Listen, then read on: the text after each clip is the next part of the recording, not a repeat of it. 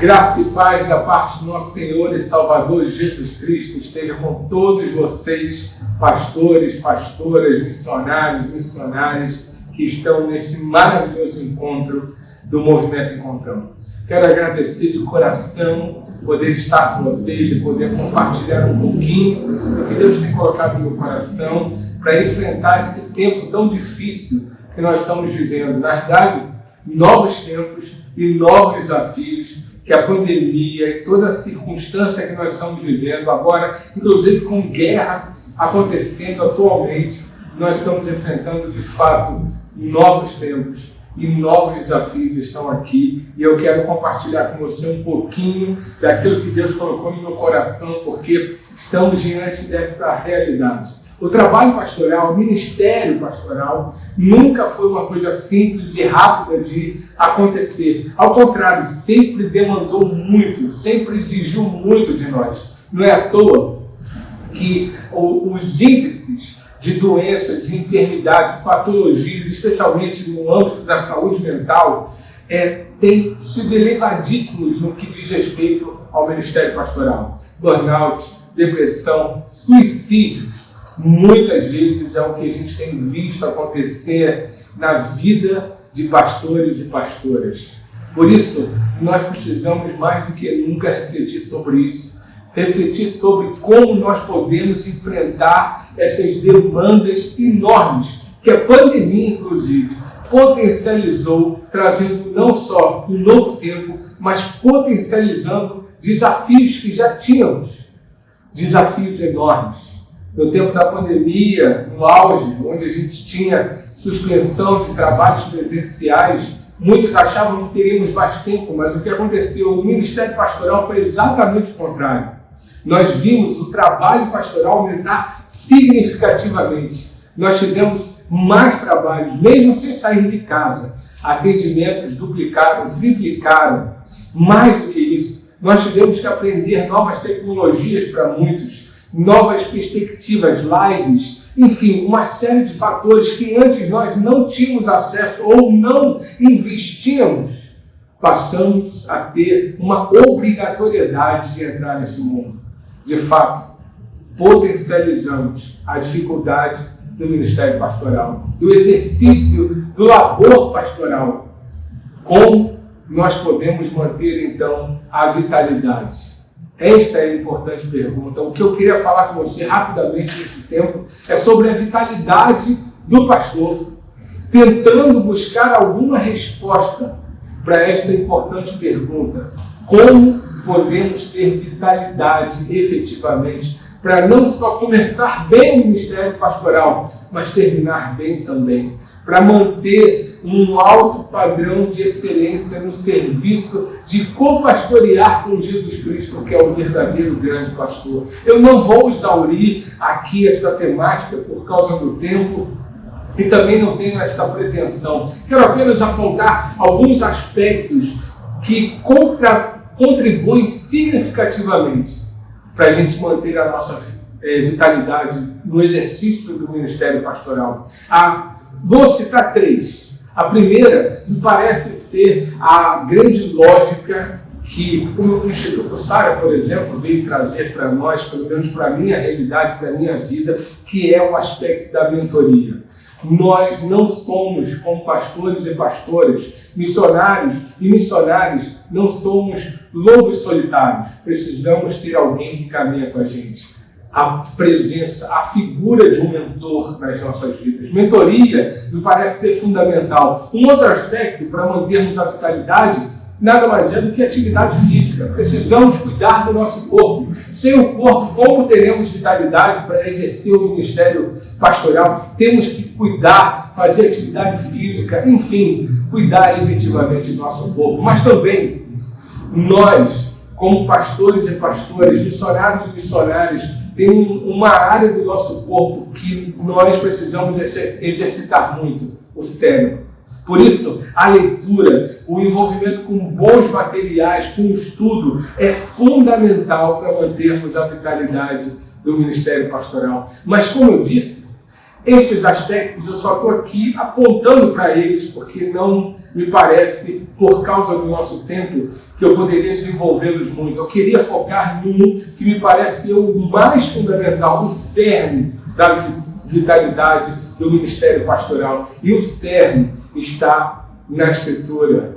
Eu vou ler um texto. Eu gostaria de ler um texto com você, que na verdade são palavras de Jesus, que com certeza você já leu, conhece, já pregou, a gente ensinou, mas mais do que nunca nós precisamos atentar para elas.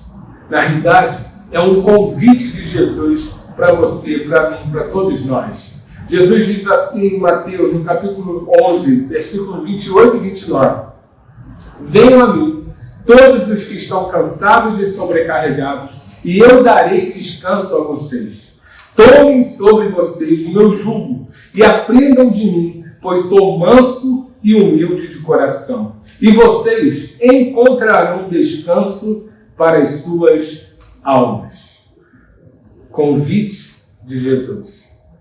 Nós, para termos vitalidade, para que o pastor viva realmente e tenha um labor ministerial com energia, com força, com verdadeira vitalidade, a resposta é Jesus. A resposta é ouvirmos esse chamado de Jesus e atender esse chamado, entender que Ele é aquele que pode nos dar um jugo, pode nos mostrar um jugo que nós devemos assumir, e esse jugo nos será leve, esse jugo apontará um caminho que de fato teremos vitalidade. Jesus é a resposta. Jesus é o caminho, é o cerne dessa importante questão que nós precisamos atentar. Nós, muitas vezes, ensinamos, falamos para o outro, mas nós não vivemos isso. Sabem, eu faço mentoria com alguns pastores e, via de regra, uma situação é muito costumeira. Enquanto eu estou apontando e apontando para algumas coisas, eu ouço pastores falando assim para mim: Márcio, mas o que você está me falando não é novidade para mim, mas eu canso de falar e de pregar sobre isso. E eles sempre fazem uma pausa e param para perceber e confessam, via de regra, uma grande realidade, uma triste realidade. Mas eu não pratico isso. Eu não vivo. Eu não aceito de fato este convite de Jesus. Eu não vou até Ele. A gente usa a Bíblia como ferramenta de trabalho, não como um ambiente de relacionamento com aquele que nos convida, dizendo: se você está cansado, sobrecarregado, venha a mim, porque eu vou dar descanso a vocês. Nós precisamos mais do que nunca encontrarmos ou relembrarmos. Nós precisamos mais do que nunca assumirmos a verdadeira e importante mensagem do próprio Senhor Jesus Cristo. Nós, enquanto líderes, pastores e pastoras, como missionários e missionárias, precisamos ter sempre diante de nós uma realidade que facilmente, por causa da sua grande seu fator de ser óbvio, sabe? Essa perspectiva de que é muito claro, que todo mundo sabe, mas acaba caindo na banalidade, acaba caindo na dimensão do esquecimento, e nós abandonamos. Você se lembra quando Jesus definiu e designou os apóstolos? Você se lembra o que ele falou para eles? Vou ler para você. Está em Marcos, capítulo 3, versículo 13 até o versículo 15. Jesus subiu ao monte e chamou a si aqueles que ele quis, os quais vieram para junto dele. Escolheu 12, designando-os apóstolos, para que estivessem com ele, os enviasse a pregar e tivesse autoridade para expulsar demônios. Percebe? Jesus escolheu os apóstolos, designou os apóstolos como apóstolos e deu 3 perspectivas importantes para eles. E a primeira, que me parece ser a primeira porque é onde tudo começa, onde tudo realmente deve estar centrado e que normalmente a gente abandona é estar com Ele, estar com Jesus Cristo. E nós muitas vezes ficamos perdidos porque nós nos concentramos em pregar, em ensinar, em proclamar o reino, que é corretíssimo e é fundamental. Nós também, muitas vezes, nos apegamos a ter autoridade para expulsar demônios, curar e trabalhar essa dimensão do poder e da mudança na vida das outras pessoas. Corretíssimo! Contudo, se nós não estivermos com Ele, dia após dia, manhã após manhã, nós acabaremos cansados, sobrecarregados. Nesse novo tempo, com esses novos desafios, nós precisamos de uma resposta que não é nova, mas antiga, mas que muitas vezes acaba sendo nova na prática, que é a resposta de Jesus. Nós precisamos estar com Ele. E a forma que nós podemos e devemos viver com Ele é algo que, infelizmente, nós, na história da igreja, parece que nós abandonamos. Estou falando de disciplinas espirituais. As disciplinas espirituais são disciplinas testadas, no transcorrer dos 2000 anos de história da igreja cristã. Muitos irmãos e irmãs cristãos que viveram com Cristo já testaram e vivenciaram essas disciplinas e nós podemos abraçá-las. Não com um aspecto legalista, como se elas fossem nos dar poder espiritual. Não! Disciplinas espirituais, quando são encaradas e tomadas como um fator legalista, um fator para ganhar poder, exalam hálito de morte. As disciplinas espirituais, na realidade, são apenas a criação de um ambiente, de um treinamento para estarmos com esse Jesus e viver com Ele. E a partir de estar com Ele, fazer o que Ele está fazendo. Cooperar com o que Ele já está fazendo. Nós precisamos mais do que nunca experimentar as disciplinas espirituais. E eu não tenho tempo para falar mais sobre elas, mas eu queria chamar a atenção de uma, que na realidade é um mandamento, e que nós, pastores, via de regra, pecamos, quebramos esse mandamento. Estou falando do Shabá, do dia de descanso, que muitas vezes a gente encara como uma folga, como um dia para fazer tudo aquilo que a gente não conseguiu fazer nos outros dias. Não! Shabá é outra coisa. Muitas vezes, pastores nem esse dia de descanso têm, porque acham que não podem parar. Mas nós precisamos, para ter vitalidade, cultivar o Shabá. Vocês se lembram o que Jesus falou a respeito do Shabá? Marcos 2, 27 diz: o sábado foi feito por causa do homem, e não o homem por causa do sábado. Nós precisamos do Shabá. Nós precisamos do Shabá. Não porque somos legalistas, mas sim porque precisamos de encher o tanque novamente, de recarregar as energias, de ter vitalidade. Se você, querido irmão e irmã, quer de fato ter vitalidade para o exercício ministerial, comece a praticar e vivenciar e experimentar o Shabá. E o Shabá tem pelo menos 4 aspectos que me parecem fundamentais. É a dimensão do parar as atividades corriqueiras que a gente sempre faz.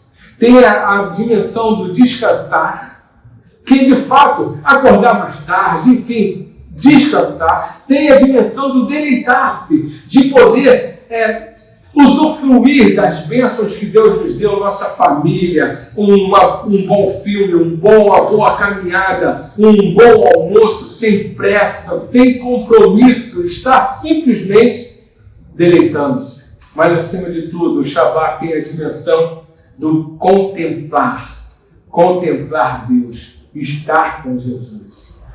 Vitalidade do ministério pastoral perpassa por essas perspectivas. Nós precisamos nos apegar a Ele, em nome dEle. Espero que Deus te abençoe bastante, você tenha muitas reflexões para a glória de Jesus Cristo. Deus te abençoe. Fique com Deus.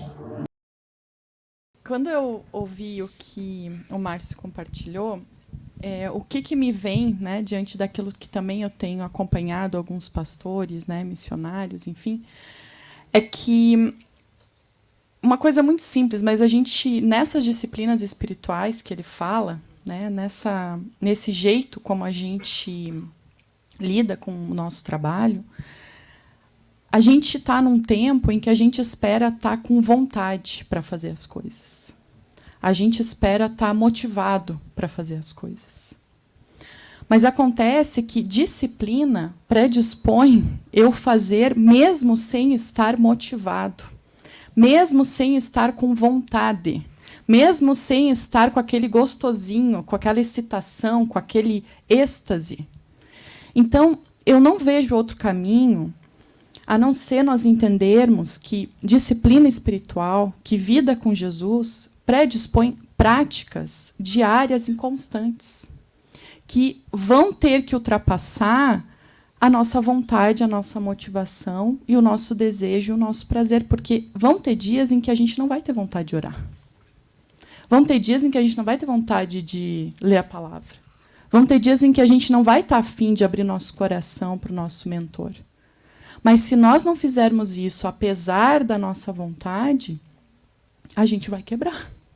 A gente não vai conseguir chegar no sábado e descansar de fato, porque a gente vai estar tão carregado, né?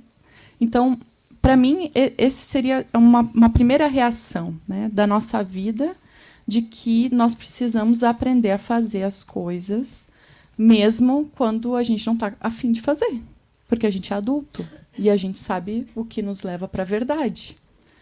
Então, parece simples, eu sei que não é. Parece fácil, eu sei que não é. Mas eu não, assim, esse é um caminho que eu percebo que deveria entrar no nosso cotidiano e especialmente na nossa agenda.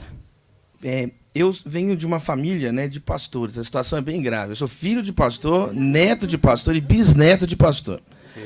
4 bisavôs foram pastores, né? 3/4 de sangue batista e 1/4 da presbiteriana independente. Então, né, até os 2 cachorros em casa, um é pastor belga, o outro é pastor alemão. Essa parte é brincadeira, pastor. Então, assim, eu vi, né? Eu fui ordenado há 16 anos, né? Estou 16 anos no ministério ordenado na Igreja Batista e 21 anos ministrando já, pregando. Então, assim, eu vi na minha própria casa. Meu pai teve uma dessas estafas ministeriais. Eu vi meu pai ficar acamado 6 meses. E essa foi até a causa da mudança da minha família de São Caetano do Sul, onde a gente morava no ABC Paulista, para Belo Horizonte, em 98. Então, assim, uma pessoa, um filho de pastor, alguém que cresce, sabe que o pastor não é um super-herói. E aí tem um texto muito querido na tradição batista de ensino pastoral, que é o Lições aos Meus Alunos, do Charles Spurgeon. E ele fala muitas coisas ali importantes, mas o capítulo mais conhecido, o capítulo mais lido dessa obra, são aulas que ele ministrou no Colégio de Pastores, em Londres, é o capítulo que fala sobre a depressão do ministro, né? O Espírito Santo em nós no período da depressão.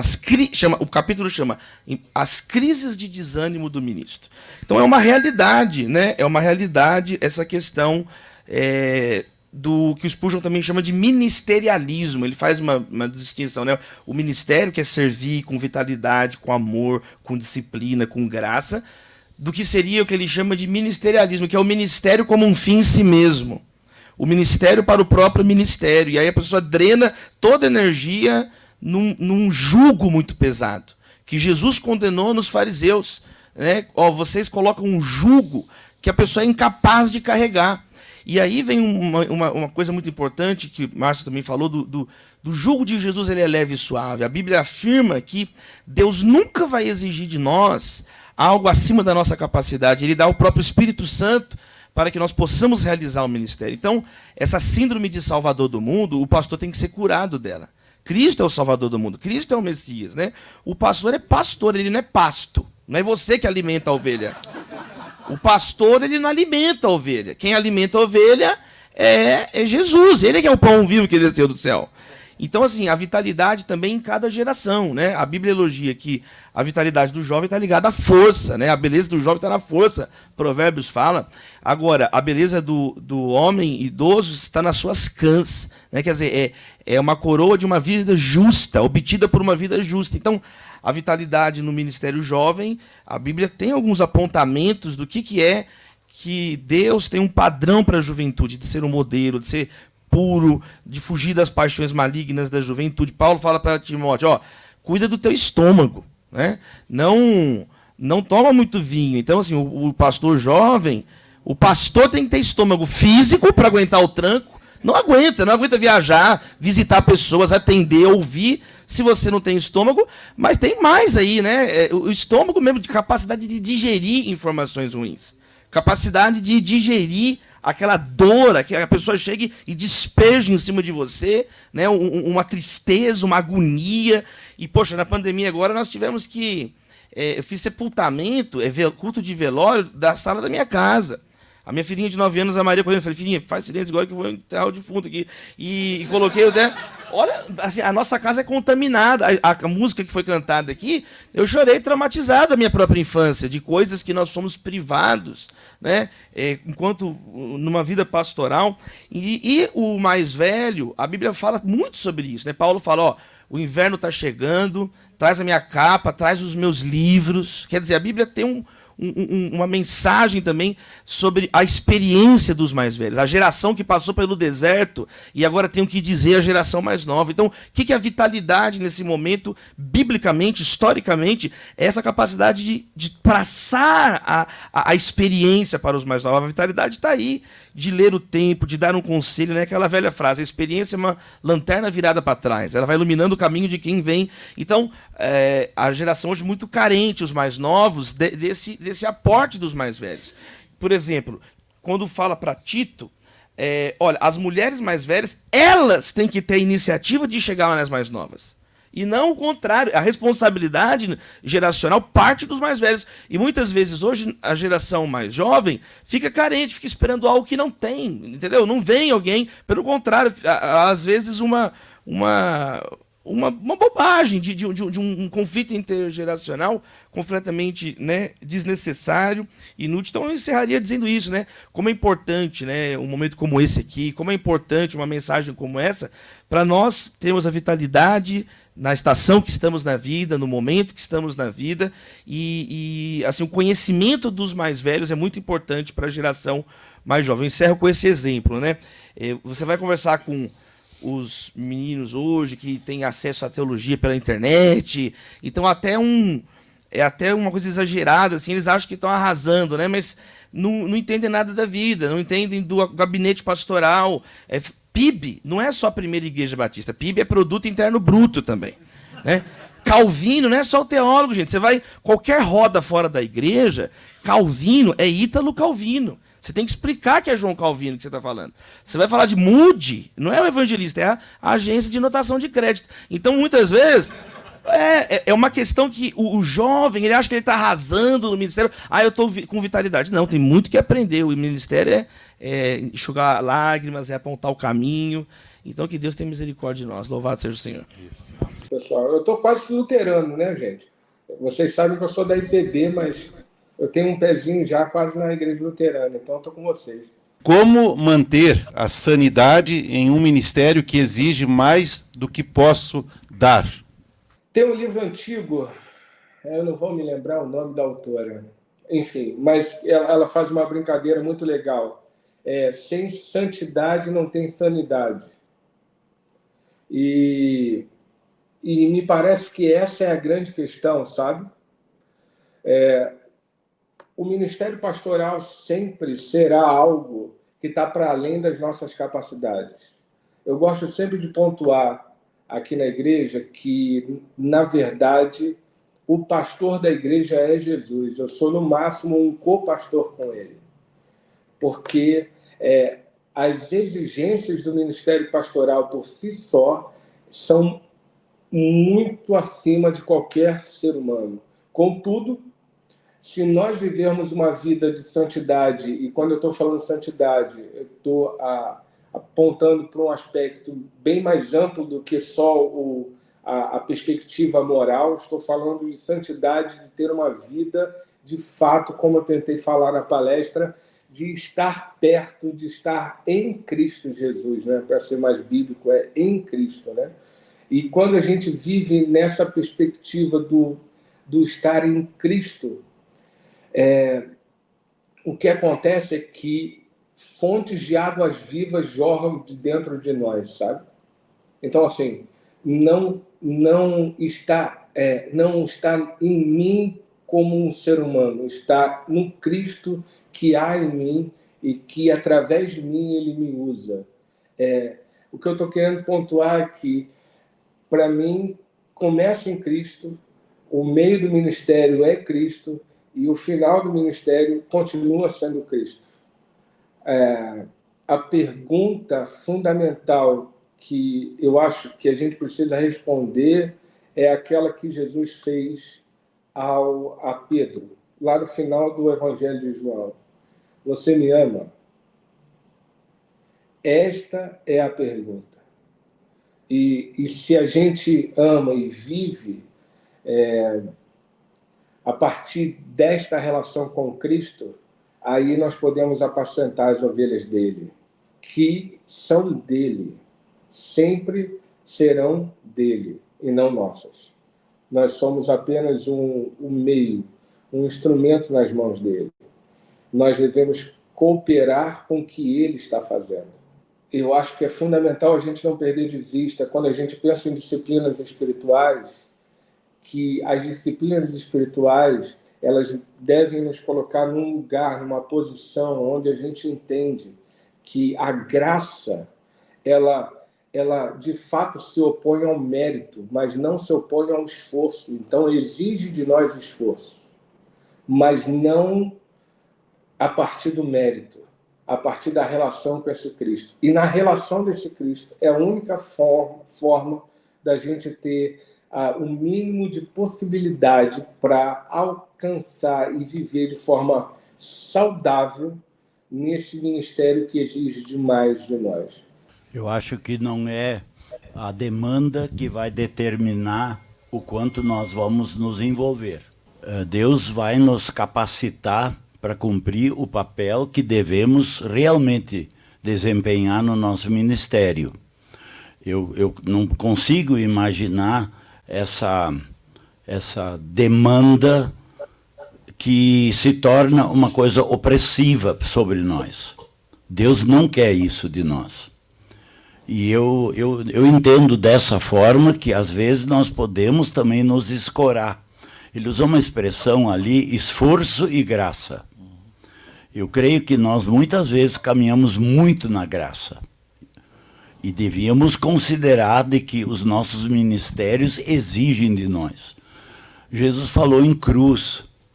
E cruz é carregar o peso. O Simão Cirineu, que levou um pedaço da cruz, ele foi realmente o único que podia carregar ao menos um pedaço, a cruz do inferno, do horror. Mas nós temos uma tarefa, e isso pode implicar em sofrimento, em desgaste. No entanto, Deus há de colocar sabedoria em nós para saber os limites. O que eu coloquei da minha história era de que eu achava que eu não tinha limite. E isso foi um erro. Eu só descobri isso depois.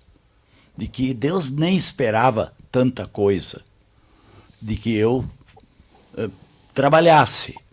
Quando eu saí de uma das minhas comunidades e o meu sucessor era o Irno, a piada que a turma fazia era: o Sérgio anda a 1000 e o Irno vem devagar.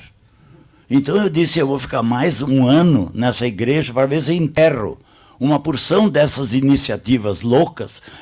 Vai morrer por si. Em vez de morrer na mão dele, que morra na minha, eu vou botar até uma coroa de flores na sepultura daquelas tantas iniciativas.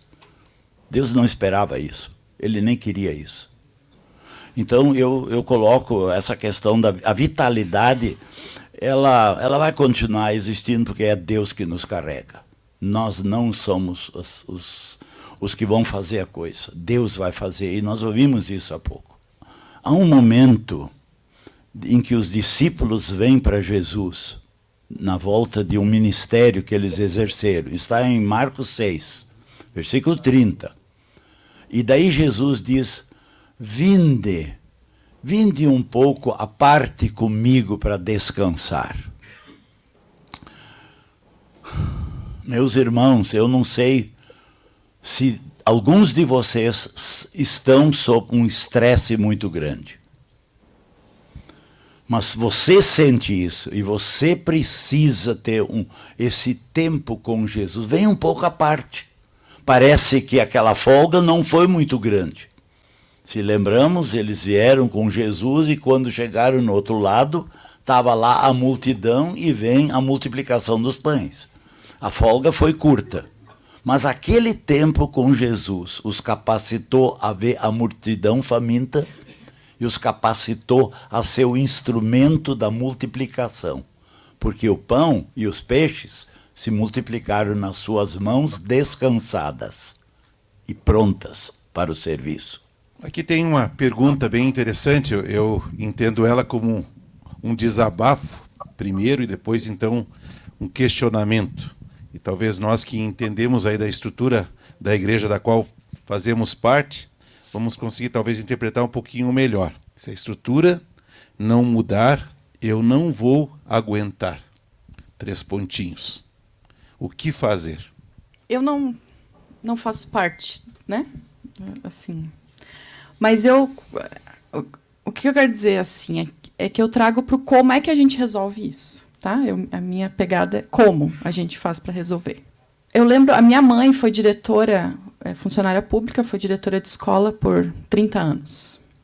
E ela me disse, né, a gente conversa muito, e ela me disse uma vez que ela, falando para os professores vinham se queixar do sistema, do prefeito, da Secretaria de Educação e tal, e ela diz assim, né, ela diz, olha, eu falava para aqueles professores, olha, dentro da sala de aula é só tu e teus alunos. Não tem sistema, não tem prefeito, não tem secretário de educação. É tu e teus alunos. E você lá pode ser a melhor ou a pior professora que tiver. Então, meus queridos, com isso eu quero dizer que a estrutura não está diante de você e do ser humano que está à sua frente, precisando de uma palavra de esperança. A estrutura não está entre você e o seu púlpito na hora de você ensinar a respeito de Deus para aquelas pessoas. Não está assim. Às vezes a gente coloca, mas ela não está ali. No seu gabinete não tem estrutura. No seu telefone não tem estrutura. No teu olhar, no teu ouvido, a tua sensibilidade para com o outro não tem estrutura. E eu não sei se eu vou aguentar, eu só queria dizer uma coisa com relação à pergunta anterior, para emendar. É que assim, gente, às vezes a gente acha que... Não acha, eu sei que a gente tem coisa demais, tá? E eu sei que vocês usam agenda. Todo mundo tem agenda. Mas o que eu tenho percebido nos últimos tempos, quando eu converso com pastores, eu pergunto sobre a sua agenda, como que eu vou dar conta? Como que eu não vou aguentar? Eu vejo que na agenda tem os programas que foram estipulados no planejamento. Mas é uma agenda muito pouco intencional, com base no que é prioridade para você e para o seu ministério. Então, assim, veja, quais são as tuas prioridades? Elencar as minhas prioridades da minha vida e do meu ministério precisa acontecer. Esse é um primeiro como. O segundo é que, se eu não colocar na agenda um dia de folga, um descanso, ela não vai acontecer.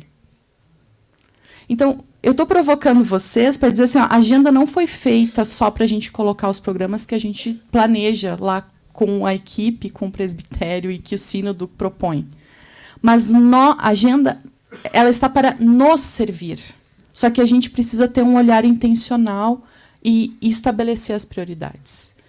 Então, às vezes a gente acha que não vai dar conta, mas é porque a gente, como diz, né, o gatinho lá em Alice, no País das Maravilhas, para quem não sabe onde ir, qualquer caminho serve. Ou seja, a gente está meio perdido só reativo e não proativo com relação às coisas que nos chegam. Então, eu só queria apontar esse como. E e sugeri que a gente refletisse sobre essa perspectiva de que a estrutura não está ali na minha agenda. Eu sou presbiteriano, né, do Brasil, então eu não posso dizer muito sobre a instituição da Igreja Luterana, porque eu nem tenho tanto conhecimento assim. Mas eu queria apenas pontuar algumas coisas. A primeira é que não existe instituição perfeita, sabe? Qualquer igreja que tem uma estrutura sempre vai ter uma questão ali. Porque me parece que é próprio das organizações que a institucionalização acaba trazendo algumas dificuldades. Então, a questão é que a gente, de alguma forma, vai precisar lidar com isso, seja em qualquer igreja. A segunda coisa, que eu acho que também remete à pergunta anterior, que talvez vai bem na mesma linha que a Joana estava pontuando, é que muitas vezes a impressão que eu tenho na minha história e ouvindo outros pastores através de mentoria, enfim, de trocas e tudo mais, é que nós colocamos também um peso que às vezes está mais na nossa cabeça do que na própria instituição ou nas pessoas, sabe? Então, nós precisamos ter a responsabilidade também de estabelecer limites e de desmistificar algumas coisas que talvez nós também colocamos em jogo. Não estou tirando a realidade de que há peso, há pressões, eu concordo com tudo isso, mas também quero chamar a atenção de que algumas vezes nós também colocamos um peso, uma pedra na mochila que Deus não pediu para a gente colocar e que nem a instituição pediu e que a gente cria uma série de coisas.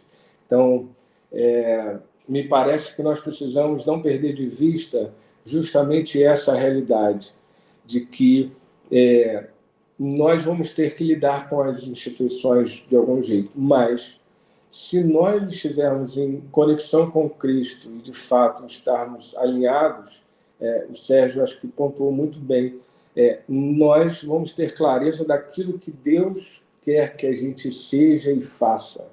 E esse é o nosso maior compromisso, sabe? E a agenda é fundamental, concordo com Joana. Na realidade, a agenda como eu vou fazer a gestão da minha vida, né? Então, eu só não concordo muito com ela porque ela falou assim, todo mundo tem agenda. A minha experiência é exatamente contrária. A maioria não tem agenda. Ou quando tem, e eu falo por mim mesmo, alguns anos atrás, a minha agenda, na realidade, era um bloco para anotar coisas para eu fazer relatório depois, sabe? Que não era uma agenda, na realidade, era só para eu ter um lugar para dados. Quando eu entendi que a agenda, como ela estava pontuando, tem a ver com a gestão da minha vida, é outra parada, né? É outra lógica. Então, é fundamental que a gente realmente viva isso e parte do princípio da gente saber quais são as coisas que realmente são importantes para nós, qual é a prioridade da nossa vida, e a partir disso a gente construir a agenda, a partir disso a gente aprender a lidar com as instituições, mas sempre em conexão com Cristo. Volto com os relatores aí, ó. É o seguinte, eu estava ouvindo uma palestra essa semana do ex-ministro da Agricultura, o doutor Antônio Cabreira, e ele falou algo super interessante, por que a relojoaria suíça ela se desenvolveu, né, é um destaque, e tem a ver também com o berço, né, reformado e a valorização do tempo, a organização do tempo, remir o tempo, como que isso é uma prática, né? 1 Pedro fala assim, vocês já perderam tempo demais na vida de outrora. Então, de fato, o tempo ele é muito precioso para nós, né? Remirmos o tempo. A akribos é a palavra que aparece lá em Efésios, akribos de ordenado, é o mesmo termo quando Lucas fala que fez um relato akribos, um relato ordenado, então não ter uma vida desregrada. E o pastor, ele tem também esse aspecto sacrificial mesmo, né? O pastor tem, o primeiro pastor na Bíblia, né, que é a segunda profissão mais antiga que existe, foi Abel.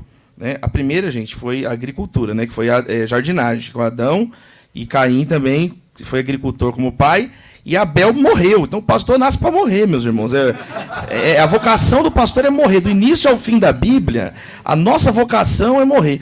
E quando fala que o cordeiro, né, que está pastoreando as nações na Apocalipse, é o cordeiro que foi morto. Então, é o cordeiro que foi morto antes da fundação do mundo. Então, o pastor é aquele que dá vida pelas ovelhas. Né? Paulo fala em 2 Tessalonicenses, olha, eu trabalhei de dia e trabalhei de noite para não ser pesado para ninguém, para ter autoridade agora, para mandar vocês ficar quietos e pregar o evangelho sem ninguém dizer que está me comprando.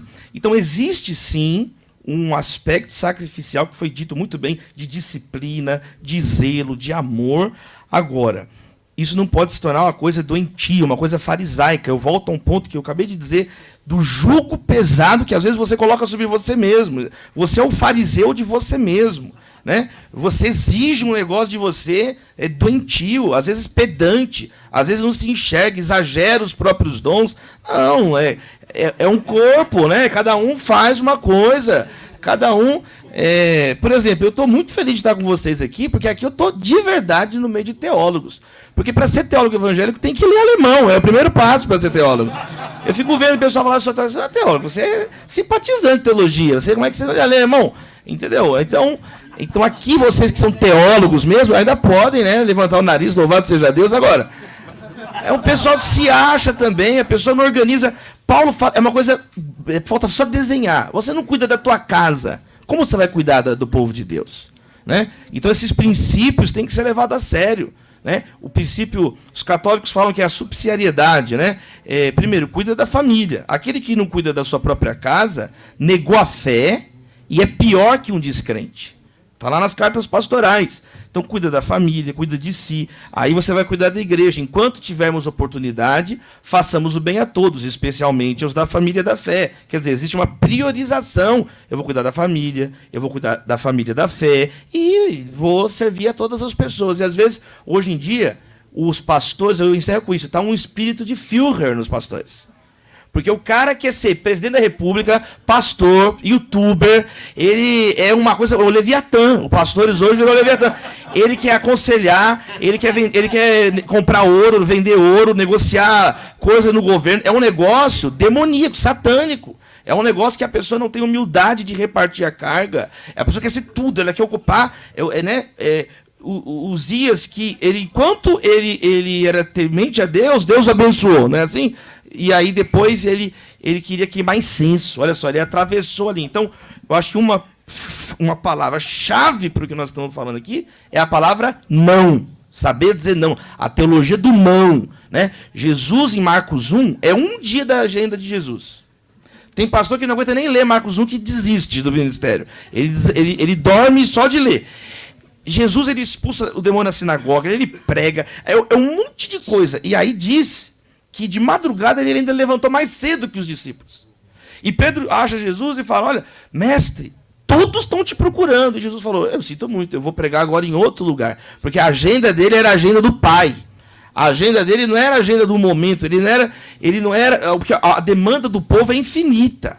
A demanda das pessoas, uma vez eu lembro que eu ouvi algo assim, o carpinteiro que fez essa mesa, ele termina o trabalho dele, tá vendo? Terminou.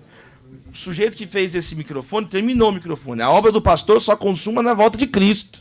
Então, se nós não aprendemos também o dizer não, é impossível você exercer o ministério com saúde, com vitalidade e de um modo que glorifique o Senhor. Muito legal, poxa. Mas aqui só para dizer, nem todos leem alemão, né? Ah, mas a grande parte, então, né? Só de olhar para você, você tem cara de alemão. Eu fico todo constrangido. Não vem agradar muito aí, não. Tem uma pergunta aqui mais dirigida à Joana e também ao Márcio.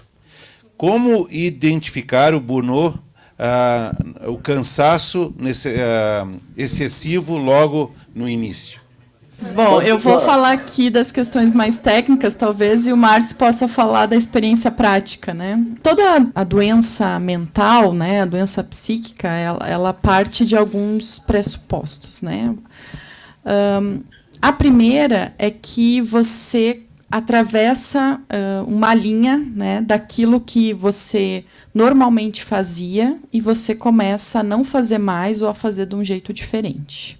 Tá? Então, todas as coisas que você fazia de um determinado jeito, com um determinado sentimento, isso muda. Você começa a não ter mais prazer naquilo, né? Ou aquilo começa a ser excessivamente cansativo para você. Você começa, às vezes, a perder o sono ou a dormir demais.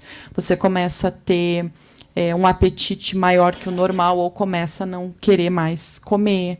Então, entende? Essas coisas vão mudando. Você percebe que não segue mais aquilo que era o teu padrão de funcionamento mais natural. Tá? E vem uma sensação de cansaço e de fadiga, como se você tivesse assim descarregado por completo. Assim, parece que não tem mais força para fazer aquilo.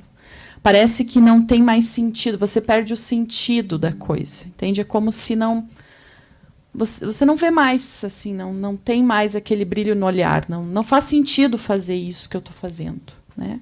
Por que eu estou fazendo do jeito que eu estou fazendo? Então, são alguns sinais que vai dando, né?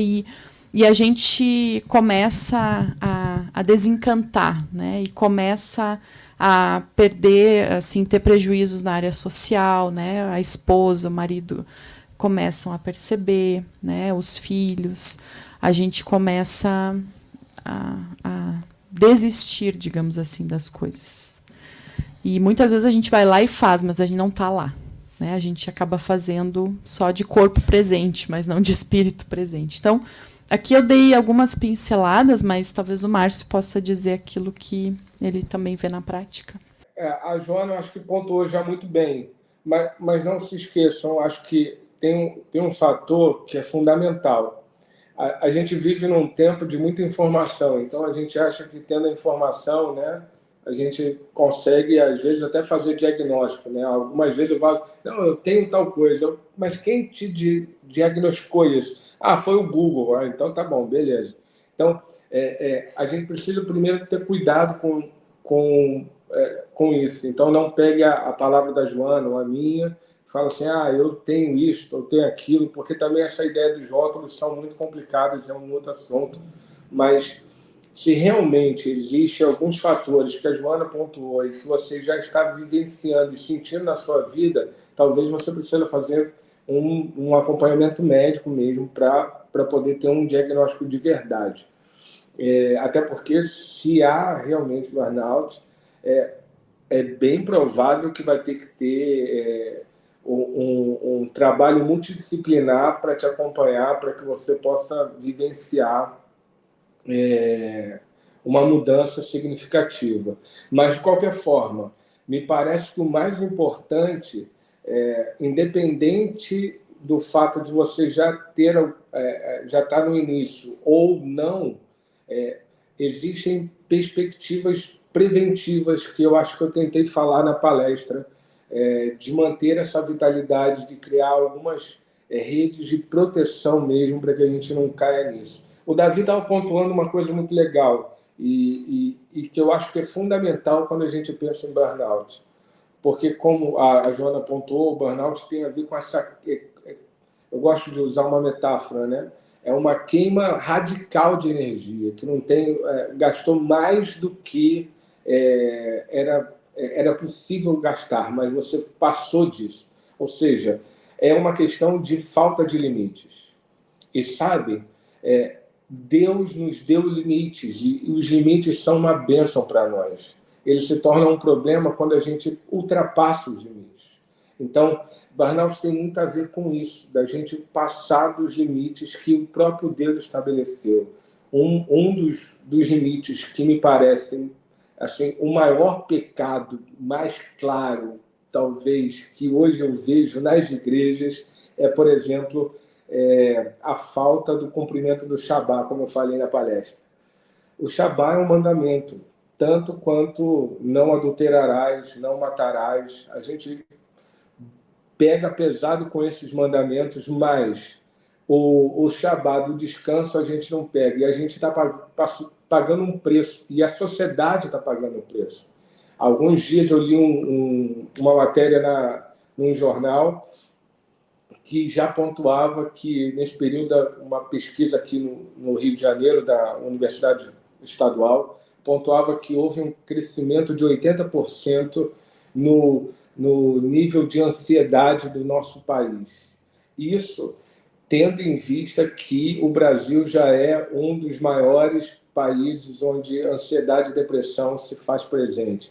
E uma outra pesquisa estava pontuando que o Brasil já é o segundo maior país onde tem a maior incidência de pessoas com burnout, com essa manifestação. Isso significa dizer que a gente vive como...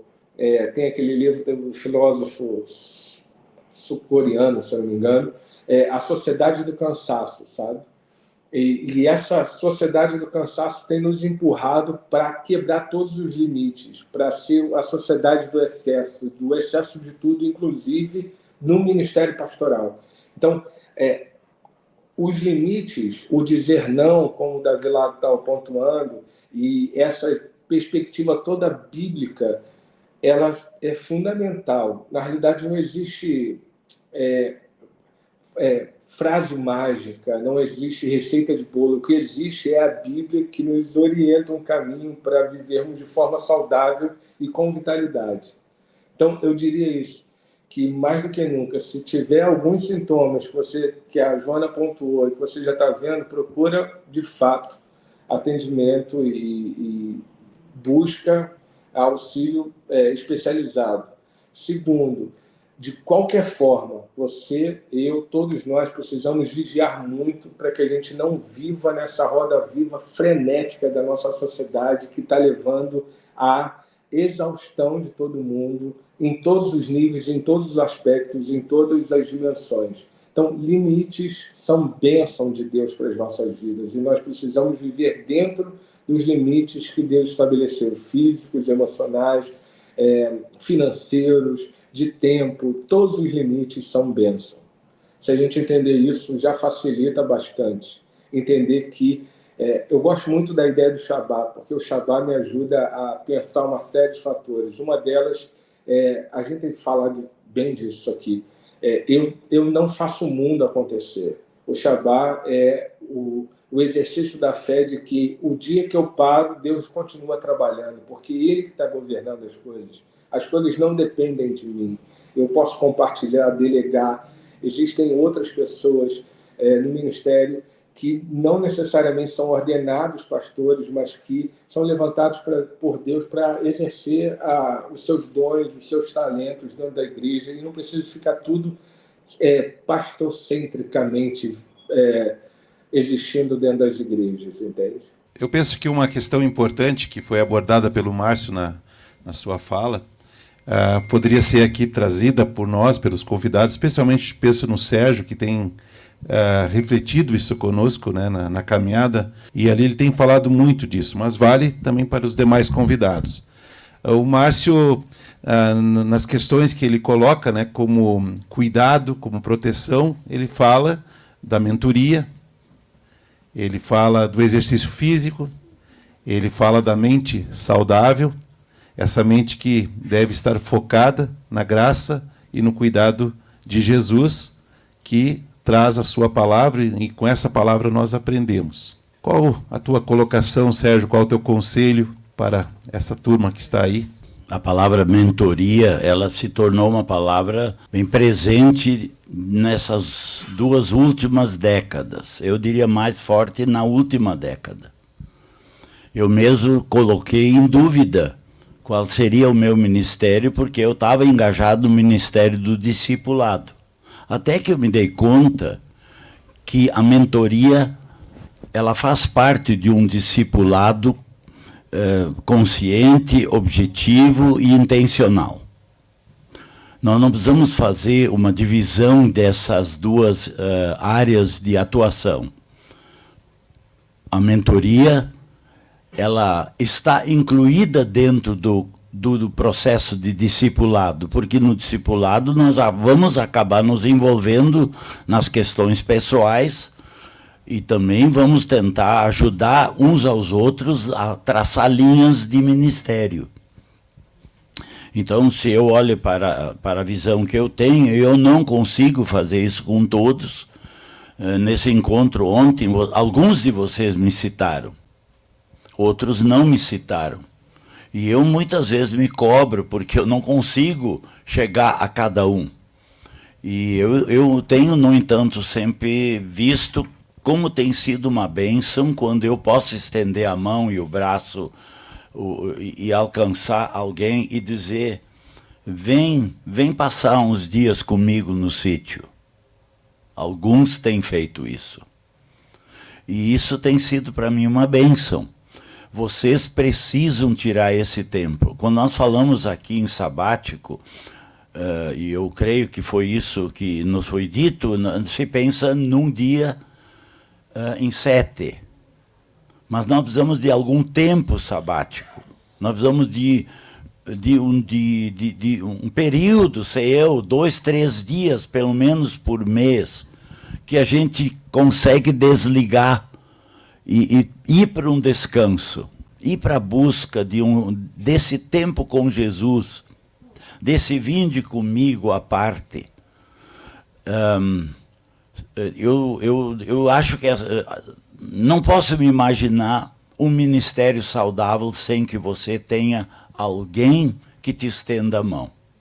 Tem uma figura do Ministério Sara que eu gosto muito, que está no seu logo. É uma pessoa debruçada quase que na beira de um abismo, segurando alguém que está subindo, ou que está saindo do abismo e está oferecendo o braço. Essa figura é muito bonita. Nós precisamos ter a nossa mão na mão de alguém que está firme nas 4 pernas, porque precisa se sustentar e precisa poder segurar o outro e ajudar ele a levantar. Meus irmãos, Jesus disse para algumas pessoas, como para o paralítico, põe-te em pé.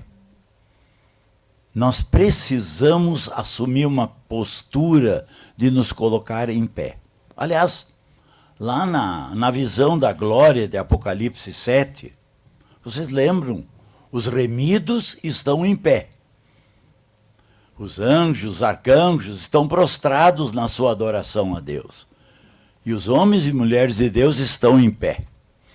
Nós precisamos começar a treinar aqui a estarmos em pé diante do nosso Senhor. Mas para estarmos em pé, nós precisamos da mão de alguém que nos ajuda, ou que nos firma em pé. E se balançamos, eu preciso do ombro de alguém, para me agarrar, da mão de alguém.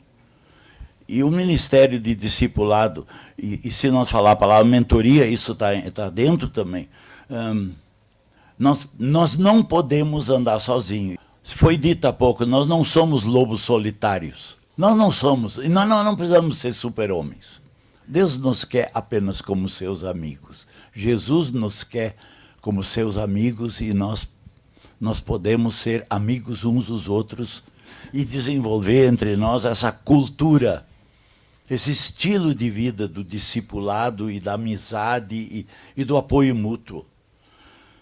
Bem, uma coisa da Joana antes, quando ela deu alguns sintomas. De mim, eu quero dizer que na minha história havia alguns sinais de que as coisas não estavam bem. Por exemplo, eu dormia mal, mas eu achava que não precisava dormir. O Martin uma vez disse que a gente precisava dormir só 4 horas por dia. Eu tentava imitar ele. Eu achava que isso era o máximo, mas o meu corpo reclamava. Tinha pesadelos e ficava extremamente irritado. Havia alguns sintomas, mas eu dizia, não. Esse negócio de depressão é para fraco. Graças a Deus, Deus me ajudou a passar por isso e eu tenho que dizer que aprendi muito com isso. Eu aprendi a ser gente. Eu aprendi a estender a mão, a fazer cafuné. Jesus nos quer como homens, como uma humanidade, nós não podemos negar a nossa humanidade. Nós só precisamos ser como Deus quer. Sermos homens e mulheres restaurados, renovados. E Ele vai nos dar vitalidade para seguir adiante.